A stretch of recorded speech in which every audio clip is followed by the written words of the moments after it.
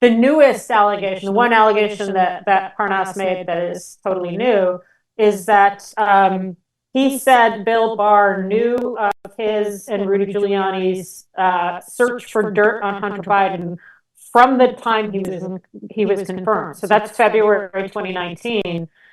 I haven't written up the implications of that yet, but if you recall, when Parnas got arrested in October 2019, when impeachment is already going, like at the time Lev Parnas was arrested, Democrats had already subpoenaed him or said they were going to subpoena him. And there was this panic. And actually, Parnas, I just started reading his book. Parnas describes that he returns from meeting with Dmitry Firtash in Vienna, goes directly to Massachusetts to meet with Trump's lawyer, John Dowd, where they figure out how to keep Lev Parnas away from impeachment. Basically, and there was this ridiculous letter that John Dowd wrote saying that it was this intersecting kind of privileged relationship.